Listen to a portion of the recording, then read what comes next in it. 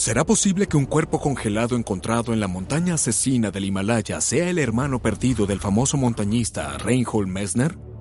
Solo encontraron algunos restos. Lo más significativo fue un pie dentro de una bota. Cuando algo sale mal en una expedición y se pierde una vida, enseguida surgen muchas dudas. ¿Qué pasó? Nueva evidencia abre el misterio de la vieja expedición Franklin. ¿Hubo alguna pelea? ¿Por algún motín? ¿O la locura los llevó a algo peor? Y nuevas pruebas fotográficas revelan una fracasada misión al Ártico. El estar varado por completo en una isla ártica desierta, sin saber si serás rescatado, es un pensamiento aterrador. Estos son los misterios más peculiares atrapados en lugares congelados. Reliquias perdidas. Tesoros olvidados. Oscuros secretos. Atrapados en sus tumbas de hielo por años. Pero ahora, mientras el hielo se derrite en el mundo, sus historias serán conocidas al fin.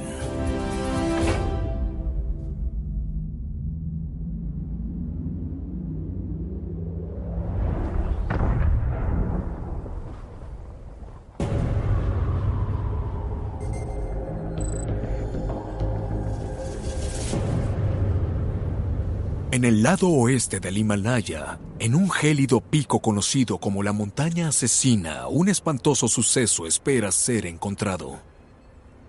A esta altura en las montañas, el aire es tan ligero y frío que respirar resulta doloroso.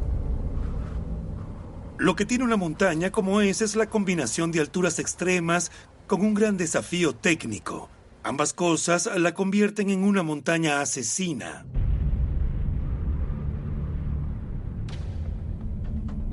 En 2005, 3 montañistas pakistaníes se toparon con una pila de restos humanos cubiertos por retazos de ropa. Solo encontraron algunos restos. Lo más significativo fue un pie dentro de una bota. Con tan poca evidencia, será un reto saber quién fue este pobre montañista y cómo murió. Pero existe la posibilidad de que este sujeto no haya sido un desconocido. Pudiese estar relacionado con uno de los montañistas más famosos del siglo. Elevada e imponente en el Himalaya, se encuentra Nanga Parbat. Es una de las 14 montañas en la lista de los 8000, montañas que miden más de 8000 metros sobre el nivel del mar. El escalar una montaña como Nanga Parbat no es una competencia. No es un paseo casual, requiere de una vida de entrenamiento y preparación. Estas montañas extremas han atraído a escaladores por más de un siglo. Infinidad de ellos han perdido sus vidas intentando subir esta montaña asesina, lo que convierte en un desafío la identificación del cuerpo hallado. Estos restos se ven antiguos, como si hubiesen estado allí por décadas. Quizás son de un montañista de las primeras expediciones a esta montaña. En los años 30 hubo un gran grupo de europeos que quisieron escalar las montañas más altas del mundo. Los países buscaban maneras de mejorar su imagen internacional y empoderar su orgullo nacional. Determinados a mostrar su dominio, el régimen nazi declaró que Nanga Parbat era la montaña alemana del destino. Durante la década de los 30, enviaron 5 expediciones a la montaña asesina, muchas de las cuales fueron un desastre. Decenas de montañeros y sus sherpas perdieron sus vidas. ¿Este cuerpo será de algún alemán que murió en uno de los intentos de escalar la montaña? Falta gran parte del cuerpo, pero hay restos de la chaqueta del montañista y una bota intacta. Una inspección de la ropa muestra que las fibras no son naturales, son sintéticas. Las telas sintéticas no fueron usadas hasta los años 60. Así sabemos que esos restos no son de las expediciones alemanas. Luego está la bota de cuero. La bota de cuero se dejó de usar en los años 80. Por ello, esta persona debió desaparecer entre los años 60 y comienzos de los 80. Esto reduce los años de búsqueda. Y cuando nos enfocamos en esos años, la historia de un escalador en particular sobresale. Reinhold Messner fue uno de los montañistas más famosos de la historia por ser la primera persona en escalar las 14 montañas de los 8000. Además, logró hacerlo sin el uso de oxígeno adicional. Reinhold Messner es tan famoso en este mundo como Michael Jordan lo es en el baloncesto. Cambió la manera de escalar, la visión de lo que era posible. Messner fue la causa. Pero el legado de Reinhold ha sido estropeado por una gran tragedia que se convirtió en una gran controversia en el mundo del montañismo. En 1970, Reinhold y su hermano Gunther, junto con otras 16 personas, se propusieron ser los primeros en escalar el Nanga Parbat por la Kara Rupal, una de las paredes alpinas más altas del mundo. En la mañana del 27 de junio, los hermanos Messner dejaron el resto de su equipo detrás y empezaron el ascenso por su cuenta. Luego de una agotadora subida de 12 horas, lograron llegar a la cima, pero ya era muy tarde para volver a salvo a su campamento. Reinhold dijo que él y su hermano pasaron la primera noche en la montaña en un vivac improvisado, que es un hueco en el suelo donde te acurrucas e intentas sobrevivir. Pero cuando te metes en un hueco así, a pesar de que estás a salvo del viento, tu capacidad respiratoria baja, tu circulación está impedida, estás cavando tu tumba. No es un refugio. Reinhold explicó que al despertar a la mañana siguiente, Gunther estaba delirando, quizás por el mal de montaña. Él dijo que no fueron capaces de regresar a su campamento por la misma ruta, por lo que decidieron bajar por la desconocida Kara Dayamir. La Kara Dayamir está en el lado opuesto de la montaña, y aunque era inexplorada, todos sabían que no era tan empinada como la Rupal. De acuerdo con Reinhold, al acercarse al final del descenso, fue a explorar una ruta más segura, lo cual es una práctica común. Pero perdió el contacto con su hermano y cuando volvió para encontrarse con él, había desaparecido. Reinhold cree que pudo haber sido abatido por una avalancha. Reinhold tardó 2 días más en descender a un lugar seguro. Perdió 7 dedos de los pies y algunas partes de los dedos de las manos. Pero su historia sobre lo que pasó ese día generó muchas dudas en la comunidad de montañistas. Cuando algo sale mal en una expedición y se pierde una vida, de inmediato surgen muchas dudas. ¿Qué pasó? ¿Fue este un fatal accidente? ¿O fue algo más complicado en términos de una mala toma de decisiones que generó un error y terminó en tragedia? 2 de los miembros del equipo de Reinhold cuestionaron su decisión de dejar atrás a su hermano delirante en primer lugar y sugirieron que pudo haber una meta personal detrás de ello. Reinhold era conocido por ser muy competitivo. Era entendible, nadie puede tener esa determinación en la vida sin un sentido real de competencia. Nadie había escalado la Kara Rupal, la había atravesado y bajado por la Kara Dayamir. Esa era una meta muy ambiciosa. 2 de los miembros de su equipo sugirieron que era esta meta lo que lo llevó a descender por la Kara Dayamir. Otros han llevado las dudas más allá y se han preguntado si no abandonó a su hermano en la cima a propósito. Si estos son los restos de Gunther Messner, sería monumental, porque probaría que Reinhold decía la verdad todos esos años.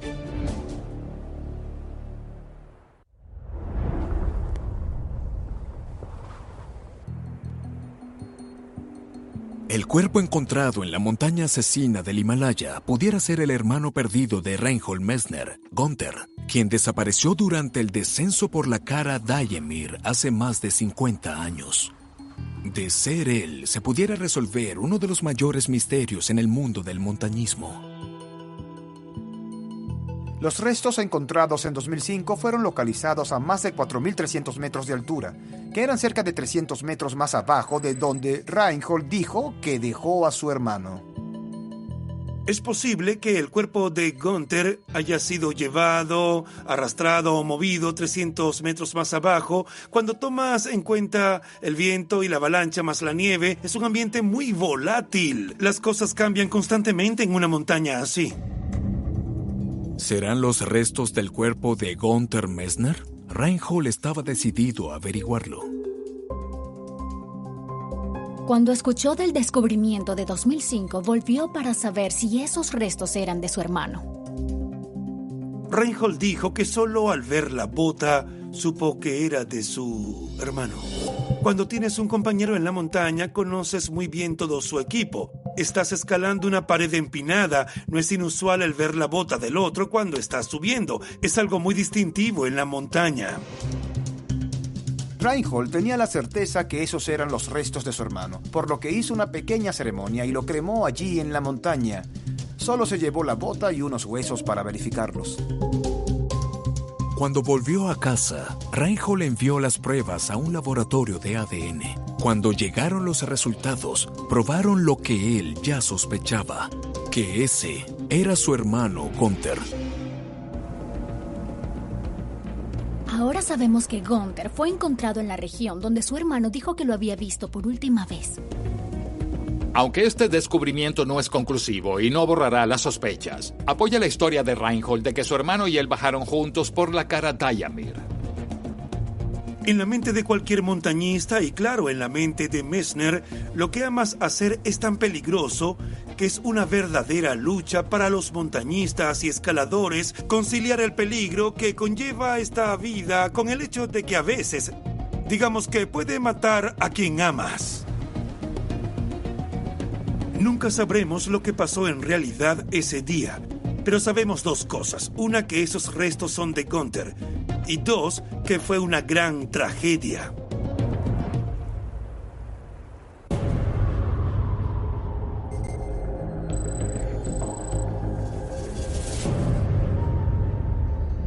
En la helada tundra del remoto Ártico canadiense, un increíble descubrimiento puede reabrir un misterio que ha esquivado a muchos investigadores por más de 170 años. El Ártico es vasto, frío e inhabitable. Es un hermoso lugar para contemplar, pero uno letal para vivir. En la isla de Vichy, al norte de la isla de Baffin, los investigadores descubrieron algo espeluznante. Esta es una isla inhabitada en el medio de la nada, pero en esta área de la playa hay 3 tumbas misteriosas en la costa. No se consiguen tumbas tan lejos de pueblos, a menos que algo extraño haya ocurrido. Esta es una historia de desesperación, canibalismo y sobre 2 barcos que se desvanecieron en el hielo. Dentro de las tumbas están los cuerpos congelados de 3 hombres, momificados por el frío. Estos cuerpos no son de Inuit. Por el atuendo que tienen podemos saber que eran británicos, lo que significa que estaban lejos de casa. Estas momias pueden tener la respuesta a un misterio de 100 años. En 1845, una expedición británica zarpó desde Inglaterra con la misión de encontrar un camino desde el Océano Atlántico al Océano Pacífico a través del Ártico, liderada por el capitán John Franklin. La misión tenía 2 barcos, el HMS Erebus y el HMS Terror. Contaban con 134 tripulantes. Los barcos zarparon en 1845 y su última ubicación registrada fue cuando se cruzaron con un barco ballenero. Luego desaparecieron en el hielo y no fueron vistos por más de 170 años. Los barcos fueron encontrados en 2014 y en 2016, pero nadie sabe lo que le ocurrió a la tripulación. Lo que le ocurrió a la expedición Franklin es uno de los más grandes misterios de la exploración del Ártico. El Erebus y el Terror eran unos de los barcos más modernos de la época. Estaban equipados para un viaje de al menos 3 años y su tripulación estaba bien entrenada. La gran pregunta es, ¿qué les ocurrió a esos barcos? ¿Zarparon con suficientes provisiones? ¿Qué salió tan mal? La excavación de las tumbas en la isla Beechey en 1984 ofreció varias pistas sobre el destino de la expedición. Las tumbas tienen los nombres de John Torrington, William Brain y John Hartnoll. Todos eran tripulantes de la expedición Franklin. Estos hombres murieron en el primer invierno de la expedición, a solo unos meses de zarpar. Debido a las extremas temperaturas, los cuerpos están muy bien preservados. El antropólogo Owen Beatty exhumó el cuerpo de John Torrington y ordenó una serie de pruebas. Las autopsias de los cuerpos nos dirán muchas cosas sobre las condiciones de los barcos antes de que los hombres murieran. Los cuerpos de estos hombres pueden darnos pistas sobre lo que le ocurrió a esa expedición. Los resultados de toxicología son los importantes para Beatty. El reporte reflejó elevados niveles de plomo en su sistema.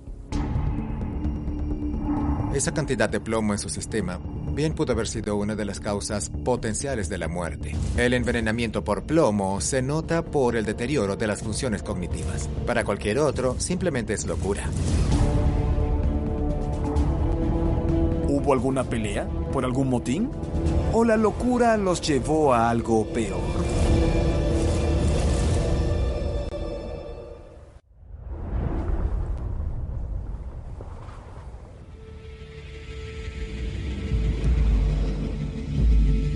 El descubrimiento de grandes cantidades de plomo en los cuerpos momificados de la expedición Franklin ha levantado sospechas sobre si la tripulación murió a causa de envenenamiento por plomo. Era sabido que en los barcos de la época se consumía comida de latas soldadas con plomo. El envenenamiento por plomo tiene varios síntomas. Mientras el cerebro se deteriora, un comportamiento nervioso o agresivo es común, confusión y luego la muerte. Para investigar mejor la teoría, los investigadores revisaron la isla del Rey Guillermo a más de 640 kilómetros al suroeste. Allí encontraron más partes esparcidas de los cuerpos de la tripulación. ¿Por qué abandonaron los barcos? Grupos de búsqueda del siglo XIX descubrieron una carta en la parte norte de la isla. Había sido escrita por algunos oficiales el 25 de abril de 1848. En ella explicaban que ambos barcos habían quedado atrapados en el hielo a 24 kilómetros de la costa y que los tripulantes no habían tenido otra opción sino abandonar los barcos y probar suerte a pie. Esta expedición no estaba bien equipada para viajes en el Ártico. Cargaban demasiado peso y tenían que viajar por cientos de kilómetros antes de llegar al campamento más cercano. Y eso, por supuesto, si conocían la ruta. Estos hombres en la isla del Rey Guillermo tomaron un gran riesgo al tratar de salir del Ártico caminando. ¿Estaban muy cortos de suministros? ¿O la locura impulsada por el plomo influyó esa decisión? Mientras los arqueólogos estudiaban los restos encontrados en la isla del Rey Guillermo, descubrieron algo sorprendente. Había marcas muy peculiares en algunos huesos de brazos y piernas. Las marcas en esos huesos no son de una pelea, tampoco de procedimientos médicos. Yo pienso que son marcas de algo realmente muy perturbador. Las marcas fueron hechas con cuchillos. Uno de los huesos se rompió con intención y le sacaron la médula. Parece que algunos de los miembros de la tripulación en la isla del Rey Guillermo recurrieron al canibalismo para sobrevivir. ¿Estaban muy hambrientos o acaso la locura producida por el plomo los llevó a ese extremo? No fue hasta el año 2013 cuando esa teoría fue puesta a prueba. Ron Martin, un analista químico de la Universidad de Western en Canadá, analizó los fragmentos de huesos de varios miembros de la tripulación y descubrió que varios de ellos habían estado expuestos a plomo durante toda su vida sin ningún aumento en los niveles durante la expedición. Esto hace poco probable la teoría de la locura o el envenenamiento. Entonces, ¿qué pasó? ¿Cómo llegó la expedición a ese terrible final? La respuesta puede encontrarse en el sitio donde se hallaron los barcos, que estaba muy lejos del sitio donde fueron abandonados. Por una nota que la tripulación dejó en la isla, sabemos que los barcos se atascaron en el hielo por 2 años al noroeste de la isla. Pero los barcos no fueron encontrados cerca de allí. En 2014, el HMS Erebus fue encontrado a 170 kilómetros al sur, cerca de la costa de la península de Adelaida. 2 años después, el HMS Terror fue encontrado en Terror Bay.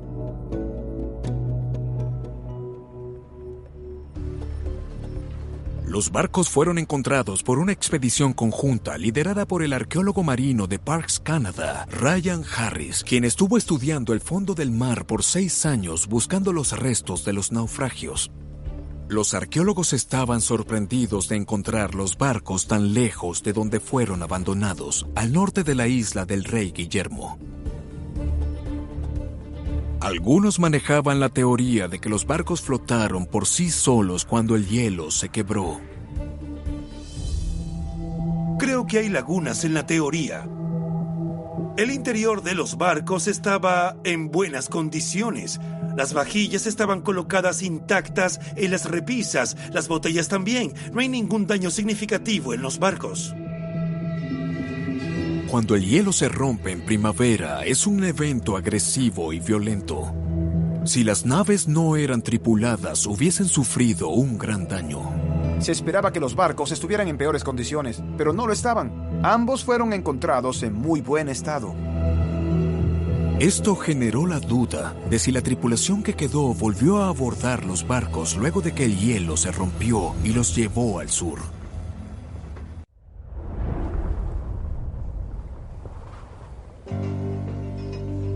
Determinados a resolver el misterio de la expedición Franklin, los arqueólogos buscaron los registros de una expedición estadounidense de 1879.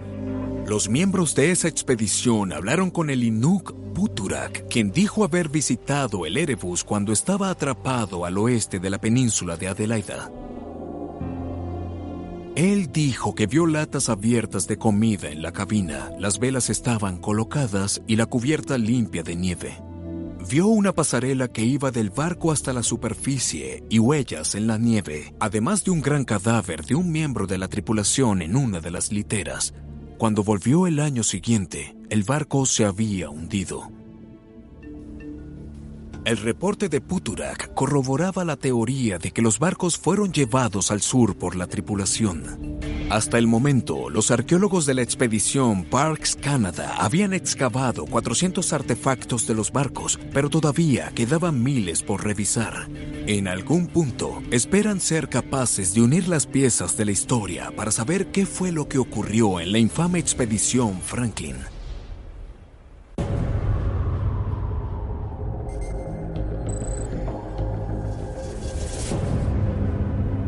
Enterrado en lo profundo del permahielo de la península de Taimyr, en Rusia, yace un secreto que podría cambiar todo lo que sabemos sobre la historia de este continente. Cuando te paras en medio de esta prístina naturaleza, tienes la sensación de que el paisaje no ha cambiado en decenas de miles de años. Es algo así como viajar en el tiempo. En 2012, un niño de 11 años paseaba a su perro por la playa cuando vio algo que salía del lado del acantilado. Cuando se acercó, vio que eran huesos que salían del permahielo. No era cualquier hueso, eran mamuts. Resultó ser uno de los mamuts mejor preservados en el planeta. Sería emocionante a cualquier edad, pero en los 11 años creerías que encontraste los restos de un monstruo o algo así. El niño corrió a decirles a sus padres, quienes llamaron de inmediato a los científicos que trabajan en la estación local de clima. Le tomó al equipo toda una semana extraer los huesos congelados del acantilado. Tuvieron que usar vapor para derretir el permahielo y sacarlos del suelo con hachas y picas. No solo encontraron huesos, había pedazos de piel, carne, incluso algunos órganos del animal en su estructura ósea, todo preservado perfectamente. Los restos fueron identificados como un mamut macho y formaban toda la parte derecha del animal, lo que pesaba 450 kilogramos. Este es el mejor mamut preservado que se ha encontrado en el área por más de 100 años. Pero esto no fue lo más increíble del descubrimiento. Hay docenas de marcas inusuales, hendiduras y punzadas en las costillas del animal, su hombro y colmillos. Cuando ves marcas de este estilo, puedes darte cuenta de que algo fuera de lo común sucedió aquí. Este tipo de lesiones parecen indicar que murió de manera muy violenta. Pero, ¿qué pudo causar estas peculiares marcas y la muerte de este mamífero gigante de la era de hielo? La respuesta más obvia: leones de las cavernas. Los leones de las cavernas habitaron Eurasia y el norte de América entre 10.000 y 700.000 años atrás. Estos felinos prehistóricos eran más grandes que los leones modernos y eran unos de los mamíferos depredadores más feroces que hayan habitado el planeta.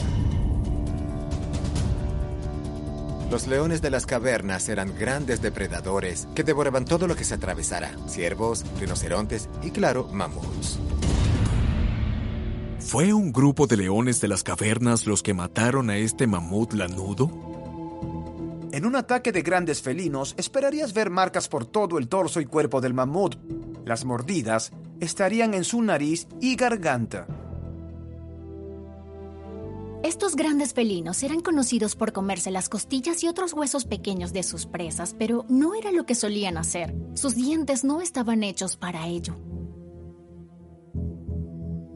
Las marcas de los huesos son bastante precisas en apariencia y en intervalos regulares, por lo que no parece la evidencia que esperarías ver en huesos que han sido mordidos o rotos. ¿Es posible que no haya sido el trabajo de los leones de las cavernas y que algo más matara a la gran bestia? Los investigadores continuaron revisando los restos y descubrieron una herida peculiar en el cráneo. Los investigadores encontraron una anomalía en una mejilla, un agujero. Quieren darle un mejor vistazo. Se preguntan si esta herida pudo ser causada por una colisión directa con algo. Este mamut era un macho joven. Sabemos que los elefantes modernos pelean por la supremacía del rebaño, con otros machos chocando sus cabezas. ¿Acaso el mamut perdió una batalla de dominio? El agujero es muy pequeño para haber sido causado por el colmillo de otro mamut. Se esperaría una lesión más grande o irregular. Si no fue otro mamut, ¿qué causó esta herida? El objeto tuvo que ser usado con gran fuerza para penetrar el hueso sin que se astillara. Los científicos, al examinar el esqueleto, estimaron que el punto de entrada de la lesión está a 1,5 metros del suelo, lo que parece ser la altura a nivel de hombros de un humano adulto. Los humanos coexistieron por un largo tiempo con los mamuts. Hay evidencia que prueba que los humanos usaban todas las partes del animal: la piel, huesos, colmillos para vestido, refugio y otras cosas. ¿Es posible que algunos antiguos cazadores mataran a este mamut gigante? Pero hay un problema. Cuando los científicos midieron la datación por radiocarbono de los restos del mamut, descubrieron algo sorprendente. Este mamut tiene 45.000 años. Se tiene entendido que los humanos llegaron al Ártico hace 35.000 años. Este mamut tiene 10.000 años más que eso. Si este mamut fue la víctima de antiguos cazadores, cambiaría todo lo que creemos saber sobre la migración de humanos al Ártico.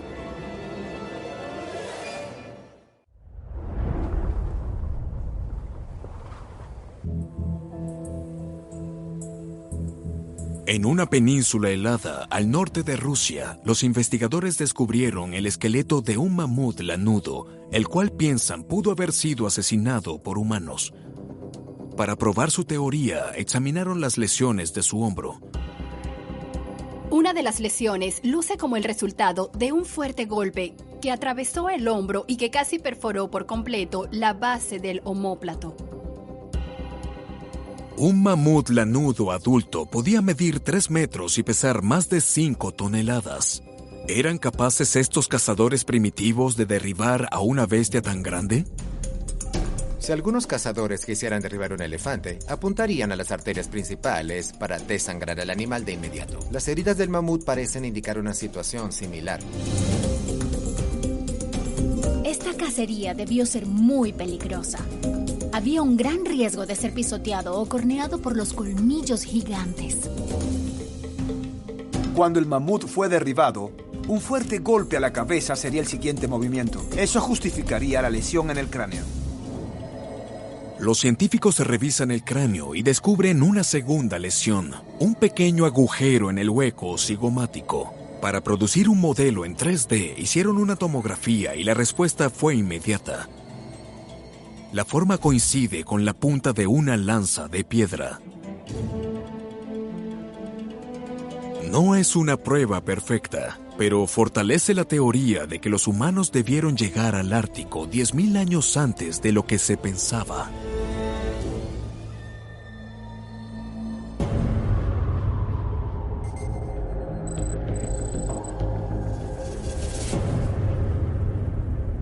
Entre el océano Ártico y el mar de Groenlandia, en una pequeña isla inhabitada y sin árboles, un extraño descubrimiento puede ser la clave para desbloquear un misterio que ha tenido al mundo de la exploración en tensión por más de un siglo. Esta es una isla remota e inhóspita.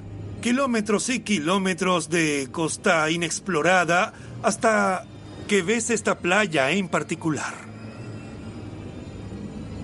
Hay objetos regados por toda la playa. Están alrededor de una gran ruina central. En la lejana costa norte de Virgomna, en el archipiélago de Svalbard, al norte del Círculo Ártico, la playa está cubierta de restos extraños de estructuras de madera. Las ruinas en el centro de la playa tienen curvas que recuerdan a un gran bote o a los arcos de una iglesia que se desplomaron en la playa. ¿Serán los restos del casco de un barco que encalló? No hay señales de una cubierta u otras piezas de metal en un barco de ese tamaño. Si esto fuera un barco, tendría una larga estructura central, una quilla, y no la tiene. No son los restos de un barco, son restos de otra estructura. Cuando ves estas ruinas te preguntas si fue el centro de un pueblo o de un ayuntamiento o un lugar de reunión. Cuando tomas en cuenta los objetos que se encontraron en la playa, indican que había un asentamiento, pero no es seguro. Una locación tan remota es inusual para un asentamiento. ¿Qué hacían esas personas allí? ¿Para qué todo el esfuerzo de transportar madera y equipos a una isla inhóspita? Esta estructura debió tener algún propósito. ¿Para qué era? La respuesta puede estar a 300 kilómetros en la remota isla White, donde en 1930 un grupo de cazadores de focas hizo un increíble descubrimiento. La isla White suele ser inaccesible, está bloqueada por hielo todo el año. Pero en 1930 el hielo se quebró lo suficiente para que los barcos de cazadores pudieran reabastecerse de agua dulce. Mientras los cazadores de focas recogían agua, uno de ellos vio algo saliendo del suelo. Era una tapa de aluminio. Los cazadores tenían que saber más, por lo que siguieron la corriente de agua y encontraron algo que estaba enterrado en la nieve. La punta de un bote salía de la nieve. Los cazadores encontraron libros, un barómetro y otros suministros. Solo unos pocos metros más allá, encontraron botas, pantalones y una chaqueta. Enterrados en el hielo, encontraron restos humanos. Era un par de piernas y medio torso. El cuerpo mostraba señales de que había sido comido. Debió asustar a quien lo encontró. Los cazadores examinaron las marcas de mordidas en los restos. Parecían ser de un animal grande. Considerando que estaban tan al norte y el tamaño de las mordidas, el único animal que pudo haber hecho esto fue un oso polar. La gran pregunta para los cazadores debió ser quién era este hombre y cómo llegó allí solo para ser comido por un oso polar en la isla White. Mientras los cazadores sacaban el resto del bote del hielo, hicieron otro gran descubrimiento. Cerca del naufragio congelado, reclinado sobre una roca, los cazadores encontraron otro esqueleto. Dentro de su chaqueta se leían las iniciales S.A. S.A. ¿Podrían estas letras resolver el misterio? A finales del siglo XIX, varios países compitieron por ser los primeros en llegar al Polo Norte. Una de esas expediciones fue liderada por el ingeniero sueco y aeronauta polar Salomon August André. Estas expediciones eran consideradas heroicas y muy patrióticas. En 1896, las autoridades suecas patrocinaron la expedición de André y fue la primera en llegar al Polo Norte en un dirigible. Los exploradores fueron creativos. El problema de llegar al Polo Norte en barco o en trineo era que el hielo siempre se estaba moviendo. Era un terreno muy inestable. André pensó que si no se podía llegar por tierra o mar, debías intentarlo por aire en un globo aerostático o en un dirigible. Era una idea impresionante. Ir por aire tiene sus riesgos. Debes viajar muy ligero, con pocos suministros. Puedes llegar rápido, pero también estás expuesto a los vientos árticos y cualquier tormenta en el camino.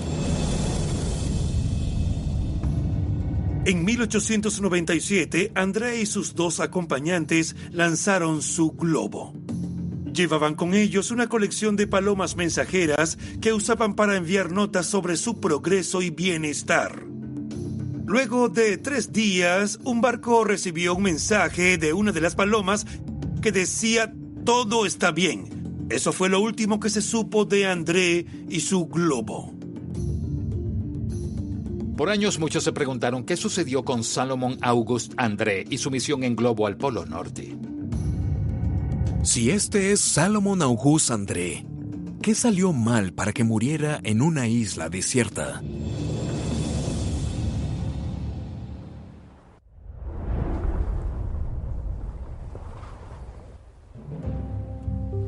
Luego de que restos humanos fueran encontrados en la remota isla White, algunos se preguntaron si este era el cuerpo del explorador perdido Salomon August André.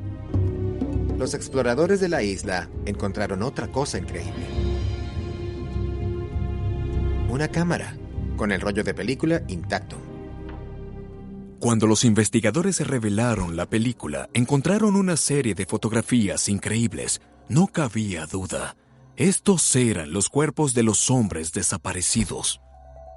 La primera fotografía muestra a André y su equipo momentos después de que su globo se estrellara. Las fotos que encontraron eran geniales. En una, los hombres estaban cerca del globo colapsado, calmados y serenos como si estuvieran de vacaciones de verano. No parecían varados. Estas son fotos de los hombres dejando el globo atrás, empujando su bote y armando un campamento en el hielo. Son un registro visual sobre lo que ocurrió luego de que el globo se estrellara. Considerando el peligro del lugar donde estaban y el clima, pensarías que era suficiente para quebrar el espíritu de cualquiera o hacer de este viaje uno traicionero. Debían preocuparse por los osos polares. Hay una foto de uno de ellos disparándole a un oso. Las fotos confirman que estos eran André y su equipo, pero no nos dicen nada sobre lo que pasó en la expedición. Muchos asumieron que las pruebas inadecuadas de André con el globo y su insistencia en usar una cuerda de arrastre para manejarlo fueron la causa para el accidente. André tenía la teoría de que podía manejar el globo usando velas, pero solo con cuerdas de arrastre detrás del globo para disminuir la velocidad lo suficiente para que las velas funcionaran. Incluso en las pruebas de vuelo en Suecia, las cuerdas de arrastre se rompían o caían, se enredaban en el suelo. Una situación así pudo voltear el globo y causar mucho daño. La Sociedad Sueca de Físicos describió la teoría de cuerdas de André como ingenua. Pero había tanto entusiasmo patriótico detrás de la misión que André siguió con ella a pesar de todo. Es probable que las cuerdas de arrastre hayan contribuido al accidente. También sabemos que el equipo se topó con mucha niebla. La niebla bloquea el sol y hace que el gas del globo se enfríe, lo que hace que pierda altitud rápido. Sabemos que el equipo sobrevivió la caída y que luego caminaron por el hielo a la isla White. Es evidente que debieron pasar muchas semanas en la isla White esperando para ser rescatados. El estar varado por completo en una isla ártica desierta sin saber si serás rescatado es un pensamiento aterrador. Y nunca nadie vino. Pero, ¿cómo el descubrimiento del equipo de André nos ayuda a saber más sobre los restos de la estructura a más de 300 kilómetros en la isla del Danés? Si tratas de despegar este globo desde Suecia, la distancia al Polo Norte era el doble. La isla del Danés era un buen punto del cual partir. ¿Será que la estructura de madera en Birwamna, en la isla del Danés, fue el punto de partida de André? A primera vista, no hay nada en Virgoanma que indique que allí despegó un globo aerostático. Pero fotos de la expedición de André confirman que construyó una gran cabaña para así poder guardar sus globos. En las fotos de André se puede ver el campamento y estaba en la isla del Danés. Esto confirma que el globo partió desde la playa. A través de los años, esa playa y la isla fueron los puertos de partida de muchos intentos de llegar al Polo Norte. Él no fue el único. Ninguno de esos intentos fue exitoso. Años después, el estadounidense Walter Wellman partió desde la isla del Danés y reutilizó algunos de los restos de la estructura en el mismo sitio. Los restos que se ven ahora son del nuevo uso que Wellman le dio al puerto de partida de Salomón Auguste André. Las costas de Birwamna son ahora un sitio histórico donde se muestran tributos dedicados a los hombres que intentaron llegar al Polo Norte en globos y que perdieron sus vidas en el intento. Aunque murieron, estos valientes y ambiciosos exploradores en dirigibles mostraron una increíble osadía en su intento de llegar al Polo Norte de una manera que nadie había considerado antes.